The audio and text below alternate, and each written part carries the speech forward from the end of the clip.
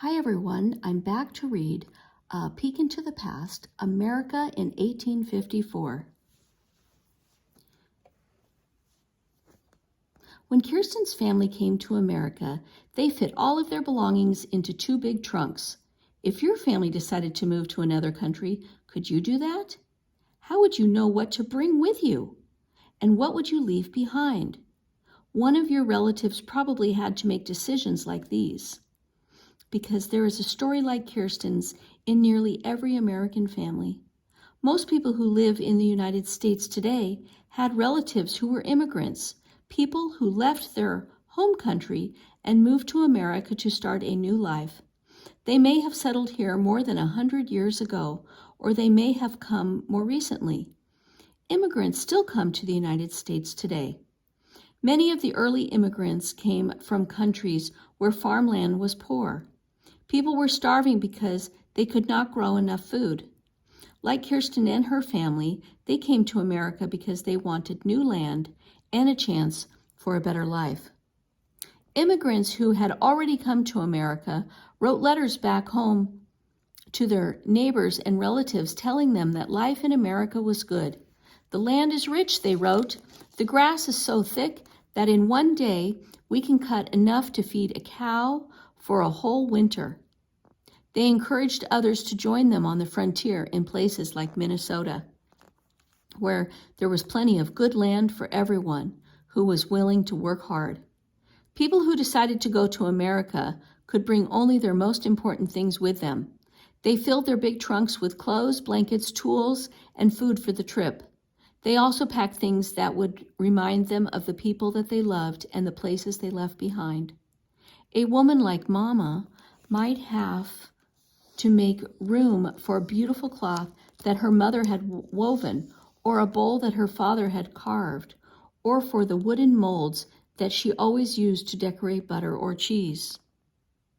What do you think a girl like Kirsten might have squeezed in? When their trunks were finally packed, a family had to travel to a port city and wait until a ship like the Eagle was ready to sail for America. These ships were filled with cargo like lumber and iron, so there was only a small space of them on them for people. Immigrants traveled in a part of a ship called steerage. People in steerage were cramped and uncomfortable. The ceiling was so low that a man couldn't stand up straight. There were no windows for light and fresh air, and there were no bathrooms. And it was hard to get clean water for drinking or washing, and families slept on narrow wooden bunks that were covered with straw.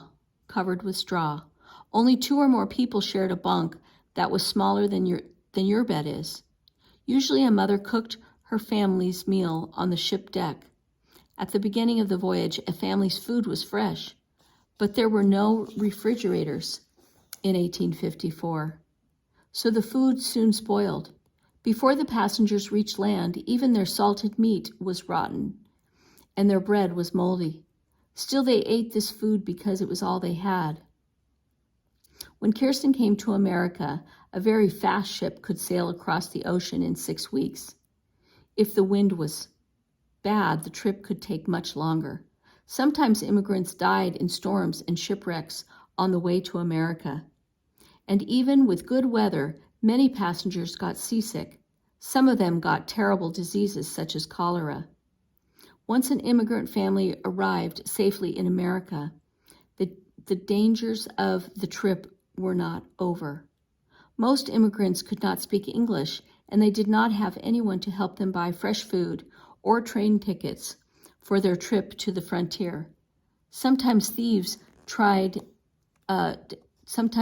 robbed and cheated the immigrants.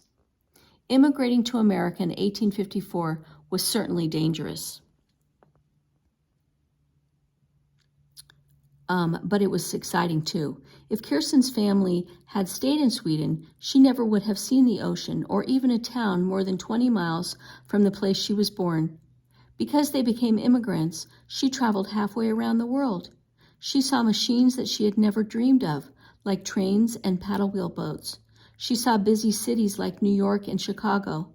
She saw long stretches of open prairie and miles of rich farmland. And at the end of her journey, she had a new home in a new land with a life full of opportunity ahead of her. And that is the end of our book, Meet Kirsten. Hope you liked it. And next time, we will read book 2.